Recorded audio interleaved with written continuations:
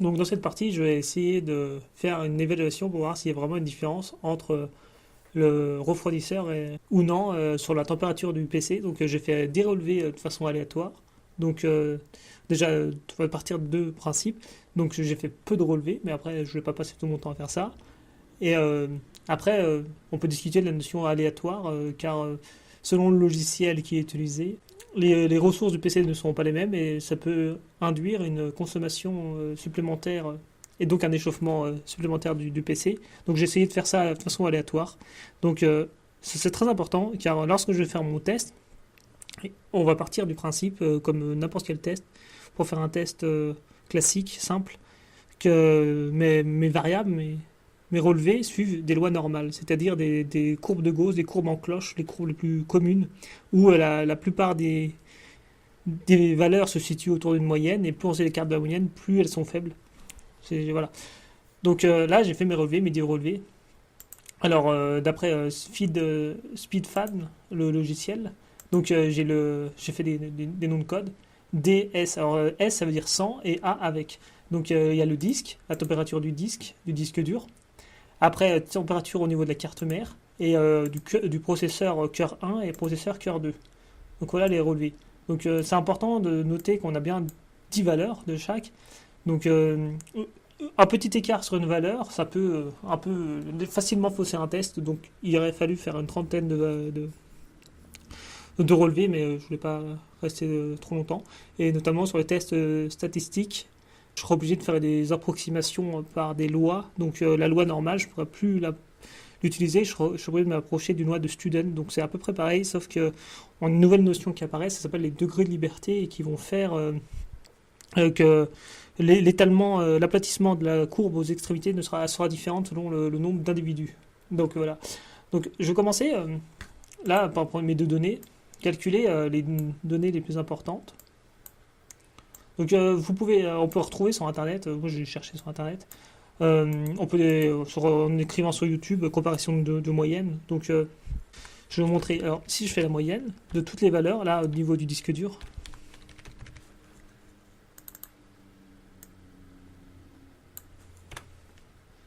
je fais mes moyennes, je peux même tout tirer de mon trait. Donc j'ai mes moyennes. Donc théoriquement on peut dire que la température du cœur 1 du processeur est de 62 et 52 après, donc on a une baisse. Mais c'est pas comme ça que normalement on n'a pas le droit de dire ça. On va partir d'échantillons et on va dire que si l'ensemble des moyennes, donc qu'on appellera la population, est-ce que mon échantillon, à partir d'échantillons, je peux considérer faire une généralité, c'est-à-dire généraliser ça sur la population, l'entièreté des données. Donc il y a une donnée qui va être importante, c'est de la variance, donc var. Donc on prend bien la var classique, hein, car elle va prendre en compte l'échantillon, donc elle va diviser par n-1, un individu moins 1, et pas n, mais c'est pas très important. Ça va être important la variance. Donc je le fais rapidement. Voilà. Donc ce qu'on va calculer déjà, on va calculer les écarts des deux moyennes. Donc pour les mêmes données, donc sur le disque dur, avec et sans. Voilà, alors là c'est les écarts. Et donc du disque, carte mère, cœur 1, cœur 2. Donc on peut constater que les températures avant sont supérieures, on a que des chiffres positifs. Donc et maintenant je vais faire quelque chose, on peut le faire en deux principes. C'est que je vais calculer, je vais le faire rapidement. Donc on va partir du principe que les deux échantillons sont indépendants. Je vais pas partir et expliquer, mais c'est soit ils sont indépendants, soit ils sont appariés. Appariés, c'est qu'ils ont un lien. Donc là, ce qu'on va faire, on va faire un test T de student. Donc ça, on peut chercher sur Internet. Donc je vais prendre ma valeur. Alors, on fait T.test. Donc là, on clique dessus.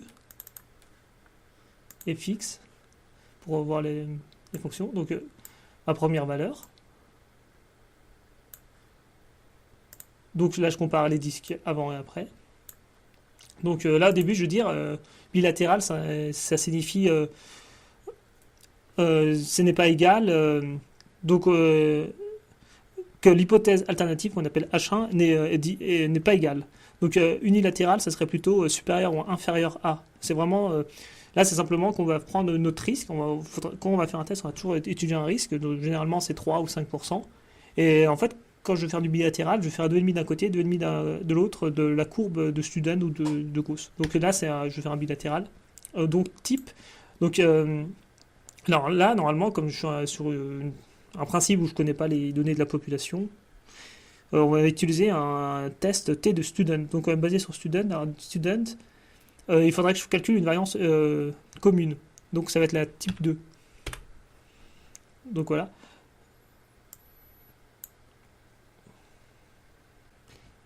Donc là, Excel va me calculer une donnée qui s'appelle la p-value. C'est la valeur à partir de laquelle on pourra dire que les températures seront différentes. Donc théoriquement, pour faire ça, je dois faire quelque chose de très important. Je vais partir des variances. Alors là, c'est des écarts des moyennes. Alors, je vais faire un préalable, c'est que pour calculer ce que je fais, il faut que mes variances des deux échantillons, des deux populations soient égales. Donc, ce que je vais faire le ratio des deux variances, donc qui s'appelle F, lié au nom du statisticien Fisher. Donc, je vais prendre ma plus grande variance sur ma plus petite variance. Donc,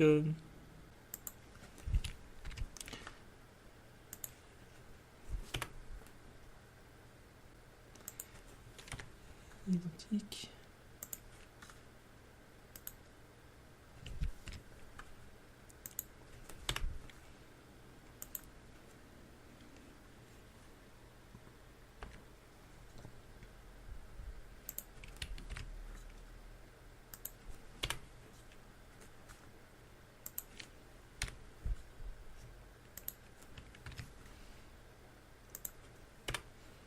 Là, j'ai pris chaque variance individuellement, car normalement, il faut bien que je prenne la plus grande variance sur la deuxième variance, la plus grande sur la plus petite, et donc je la compare à un seuil qui c'est le seuil de Fisher. Donc globalement, pour aller vite, j'ai 10 données de chaque côté, donc je fais moins 1 de chaque côté, donc ça fait 9 et 9.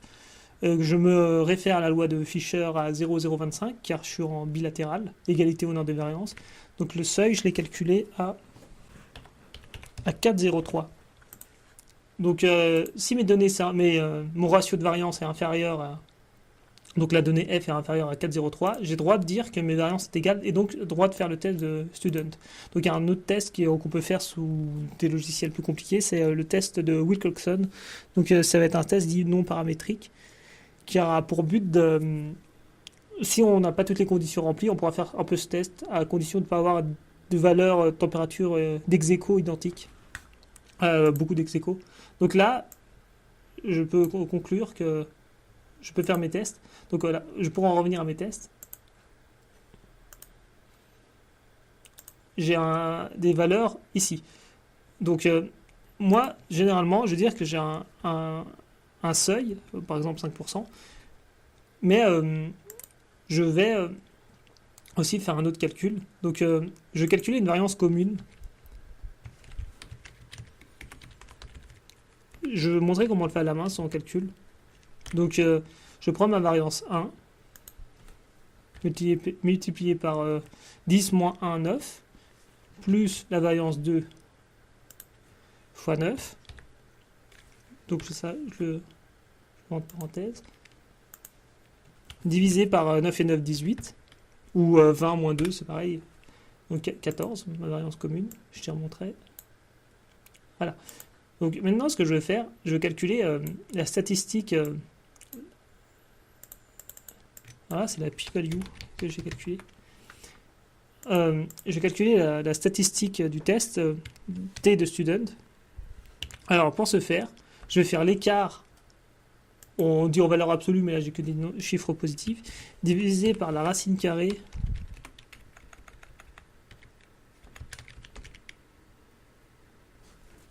la racine de, de ma variance commune divisé par l'effectif de 1, donc 10, plus ma variance commune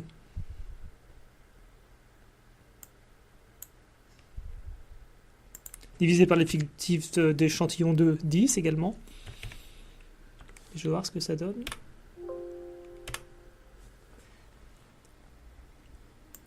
Donc je tire mon trait pour faire ça sur les autres.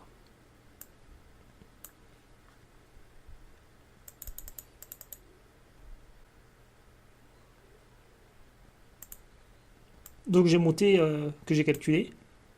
Et je vais le ramener à ma p-value, donc ça me donne deux valeurs différentes. Alors là, il faut que je me réfère aux tables de student, car je suis inférieur à 30 et je ne connais pas les effectifs de la population. Je connais juste des échantillons que j'ai relevés. Donc je comparais à la valeur seuil, donc à 5% bilatéral, je me réfère à une table, c'est student. Donc je vais prendre mes deux effectifs, 10 et 10 moins 2, ça fait 18. Donc on appelle ça 18 degrés de liberté. Et à la seuil, risque alpha, donc le risque à 5% divisé par 2, 0,025. Et donc moi j'ai trouvé 2,10. Alors globalement, si je dépasse le seuil de 10,10, je vais passer de l'hypothèse mes températures de PC sont égales à mes températures du PC avec et sans refroidisseur sont différentes. Donc ici, je vais prendre ma valeur, et je vais dire mise en forme conditionnelle supérieure à. Donc si mes valeurs sont supérieures au seuil du risque alpha, qu'on appelle V2T 002518 DDL, j'ai en rouge les températures que je peux considérer différentes. Donc je rappelle, j'ai toujours des données faibles, donc je peux facilement me induire en erreur. Donc avec ou sans refroidisseur, je vois que la température du disque dur est égale, mais que lorsque lorsque je m'oriente vers la carte mère ou le processeur, je constate avec un seuil où j'ai 95% d'avoir raison globalement, que mes températures sont différentes. Donc globalement, mon ventilateur occasionne une température du PC différente. Donc après, au lieu de dire je vais prendre mon seuil à 95% d'avoir un peu raison, 5% de me tromper, je vais dire je prends mon seuil à 3%. Donc dans ma table, j'ai pas. Donc à 2% avec 18, j'ai 2,55. Donc je prends mes valeurs.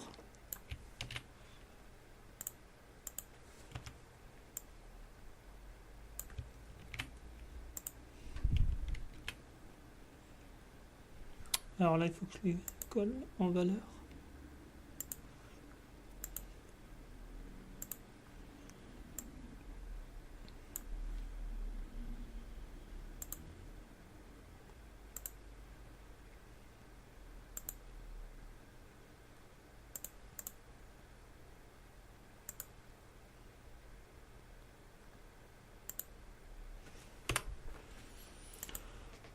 Donc globalement, si je diminue le risque, j'ai qu'une valeur qui va dépasser le seuil.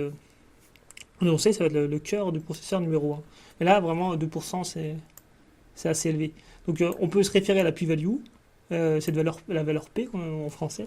Donc si elle est inférieure à un seuil de 5%, je vais considérer que ces températures sont différentes. Donc on appelle ça l'hypothèse alternative H1. Et si la valeur est supérieure à 5% au seuil fixé, je vais considérer que mes valeurs j'ai une égalité.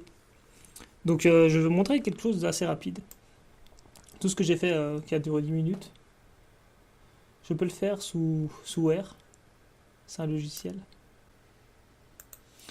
Donc j'ouvre un logiciel statistique gratuit, R. Donc il est sous différentes formes, comme RStudio qui est un peu plus pratique.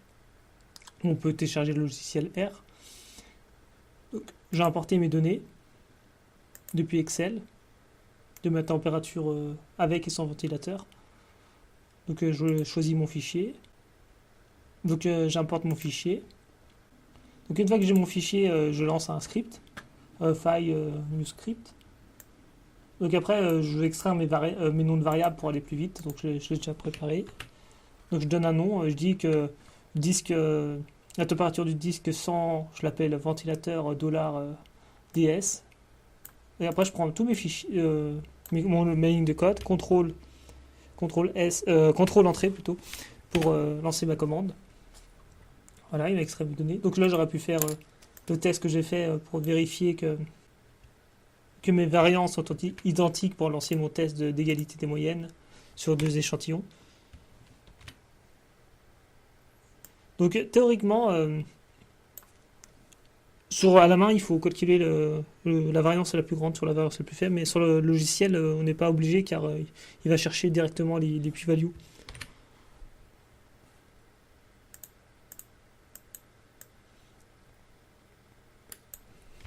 Contrôle entrée. Alors il me calcule, ça me revient à la même chose. Après, je peux faire mes hypothèses dites bilatérales d'égalité de mes moyennes. Contrôle entrée. Alors là, j'ai fait t-test, ma valeur avec la valeur 100, ma variance commune, car je suis sur un test de student avec moyenne et variance de population connue, avec un niveau de confiance de 95%. Donc là, je peux lancer tous mes tests. Donc, voilà, donc je reviens exactement au même principe que sous Excel. Et je peux lancer également un test, si on veut encore complexifier la chose, la même chose, mais en supérieur. Je considère que ma valeur avant est nettement différente, supérieure à la valeur d'après. Donc là, on passe en test qu'on appelle unilatéral Gowather, donc supérieur à. Donc ça revient toujours à la même chose. Simplement, le seuil, la p-value va changer, car au lieu de calculer sur 2,5%, on calcule sur 5%. Alors, il y a quelque chose d'intéressant que j'aurais dû faire depuis le début, c'est qu'on aurait pu regarder ce qu'on appelle en français la boîte à moustaches. Donc, boxplot de ventilateur.